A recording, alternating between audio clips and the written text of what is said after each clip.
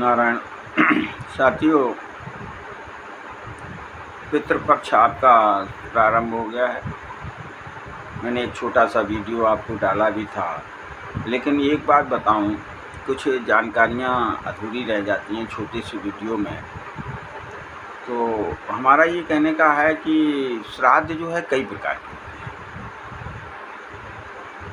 3 प्रकार के भी श्राद्ध हैं, 5 प्रकार भी हैं अपने अपने पुराणों के अनुसार, और 12 प्रकार के भी हैं आपके श्राद्ध। चलिए, श्राद्ध जो है केवल पितरों के लिए होता है। तो पितरों के लिए, श्राद्ध के लिए एक पूरे 12 महीने में एक 15 दिन का पक्ष आता है, जिसे हम पितृपक्ष भी कहते हैं। वैसे तो पितरों की संतुष्टि के लिए न जाने किस ग्रुप में हों, हम तो ये कहते हैं, हमारी तो सोच ही है। तो आप उनको नित्य नैमित्तिक उनको जलदान करना चाहिए। पिंड दें या न दें, लेकिन जलदान अवश्य करना चाहिए। पिंड जो है आप पितृपक्ष में ही आकर के दीजिए। और एक मुख्य बात यह है कि पितृपक्ष में हो सके तो प्रतिदिन पिंडदान करना चाहिए। क्यों?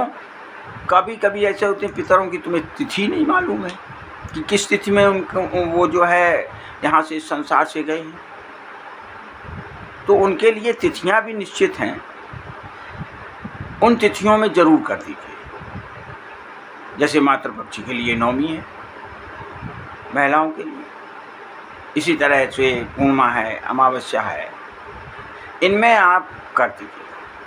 लेकिन जलदान नित्य करिए, और उससे क्या होगा कि आपकी बहुत, हम जो मुख है वही बता रहा हूँ, जिससे आपके पितर प्रसन्न होंगे,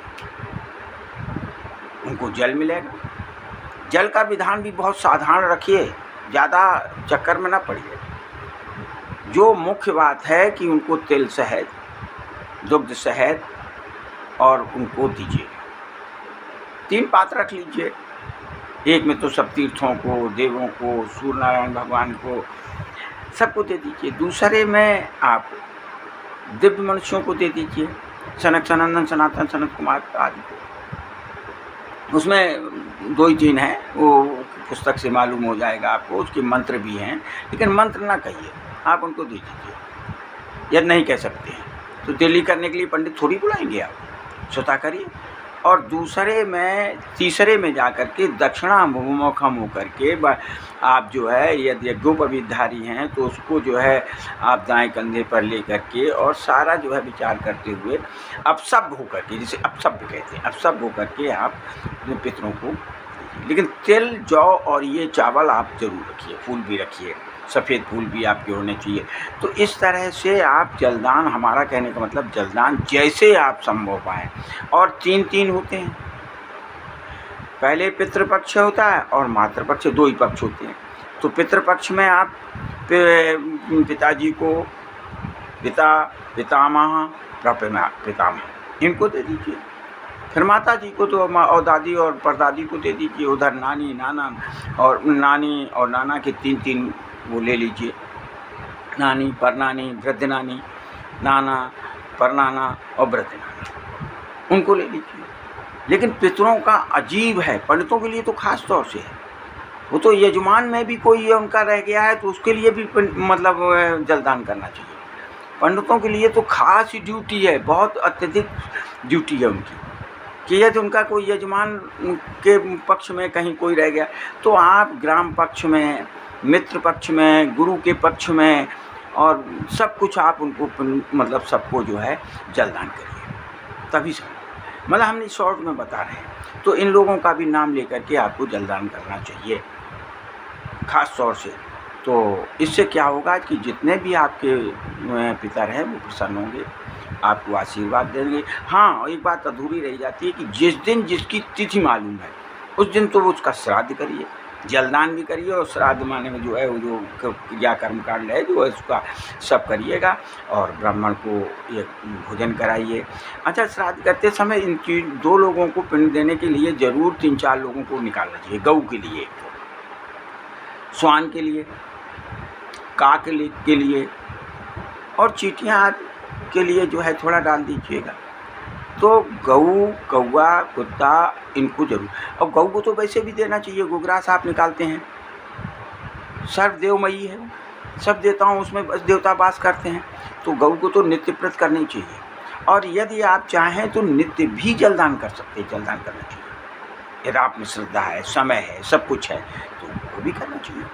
और नहीं तो पितृपक्ष में मत चूकिए, हमारा आपसे आग्रह है, निवेदन भी हम कह सकते हैं, और ये हमारी राय भी है कि आप पितृपक्ष में जरूर जलदान करिए। यदि ब्राह्मण हैं, सनातन धर्म के अनुयायी हैं, तो आपको ये करना चाहिए। इससे आपको भी संतुष्टि मिलेगी, और जब आपको श्रद्धा होगी तो श्रद्धा से सब कुछ होता है, बिना श्रद्धा के जो है आपको संतुष्टि कहीं भी नहीं मिलेगी। जहाँ आप श्रद्धा भाव अपना समावेश कर देंगे, आपको संतुष्टि मिलने लगेगी। तो पितृपक्ष में, और जब उन्हें एक कहावत है, अब छोड़िए उसको, खैर क्या कहें, कि पितरों को पूज्य पहले।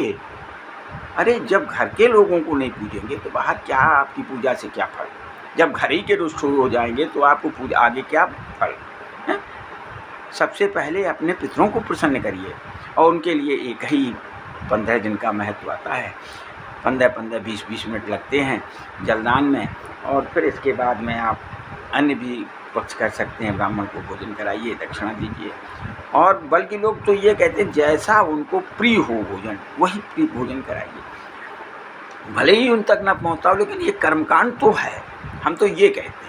और ये भी एक मान करके चलिए कि इस संसार में कहीं ना कहीं तो पितर तुम्हारी हैं, और अक्सर ये देखा गया है कि आपके ही हमने एक वीडियो डाला था कि अंते मति सगति, कहाँ जन्म हुआ, क्या जन्म हुआ है। और एक आत्मा गीता में भी है कि जिसकी हम कहते हैं कि ऐसा वो जन्म हुई नहीं। अरे उन्होंने भी कहा है, ये मतलब कुछ बातों से ये स्वीकृत है कि निश्चित रूप से स्वीकृत किया गया है कि प्रेतात्माएं भी होती हैं, और प्रेतात्माएं तो गंध से संतुष्ट होती हैं। तो हम क्या जाना है कि हमारे पितर कहाँ हैं? हम करना कहते हैं भगवान किसी के पितरों को आप जो है वो प्रेतात्मा में ना हो, लेकिन फिर भी क्या मालूम, क्या जानकारी है, और वो गंध से ही हो।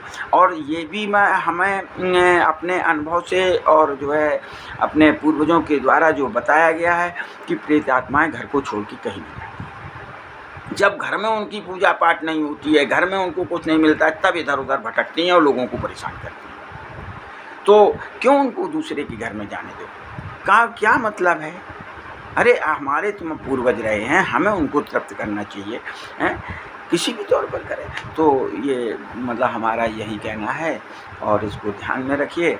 और यदि संभव है तो जलदान और श्राद्ध कर दीजिए, भोजन निकाल दीजिए, और किसी को भी आप भोजन दे करके उनको संतुष्ट कर सकते हैं। और जब हाँ, एक और बात मुख्य है कि जब आप किसी ब्राह्मण को खिलाएं, गरीब ब्राह्मण लीजिए, कोई उसका एक दिन का भरण पोषण भी हो जाएगा, सब कुछ। गरीब ब्राह्मण को किसी को लीजिए, और जब खिलाएं तो ये महसूस करें कि हमारे पितर इसमें प्रवेश कर रहे हैं, और पितर के रूप में हम इनको भोजन दे रहे हैं, और वो पितर के रूप में भोजन ग्रहण कर रहे हैं, और प्रसन्न चित्त होकर के उनको भोजन कराइए। देखिए भावना, एक बात बहुत बढ़िया बात ये दिमाग में आ गई, प्रसन्न चित्त होकर के, किसी तरह उस दिन कलह फलह घर में ना हो, तो प्रसन्न चित्त होकर के भोजन कराइए, बड़े भाव से भोजन कराइए।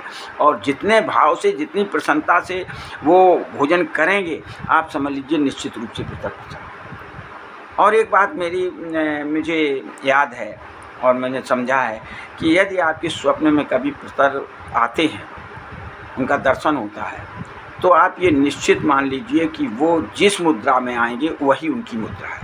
क्रोध में आएंगे तो समझ लीजिए हमारे पितर नाराज हैं, जीर्ण मतलब बिल्कुल जीर्ण शीर्ण अवस्था में आएंगे, बिल्कुल पतले दुबले आए तो समझ लो दुखी है, और स्वस्थ अवस्था में मुस्कुराते हुए आए तो प्रसन्न भी है, और वो स्वस्थ हैं, संतुष्ट हैं। स्वप्न कभी गलत नहीं होते हैं। तो इसे ज़रूर सुनिएगा, अवश्य सुनिएगा, और पितृदोष से मुक्त होइएगा। इसी तरह से आप पितृदोष से मुक्त हो सकते हैं और घर में शांति स्थापित करने के लिए पितरों का प्रसन्न होना अति आवश्यक है, अति आवश्यक है। इसलिए पितृपक्ष में जलदान जरूर करिए और उनको श्राद्ध करिए, उनका सब कुछ करिए, जिससे आपका खुशहाल जीवन व्यतीत होगा और कष्ट भी साधारणतः निकल जाएंगे। जो आपके कर्म के कष्ट बधे हैं वो भी आपकी साधारणतः निकल जाएंगे। यथाशक्ति करिए, ये नहीं है कि बहुत बड़ा आप कर रहे हैं, बहुत खर्च कर रहे हैं, ये भी नहीं। यथाशक्ति जो आपकी श्रद्धा हो, जैसा श्रद्धा हो वैसा करिए, ठीक है। ऐसे ही करिए। हरि शरणम, हरि शरणम, हरि शरणम।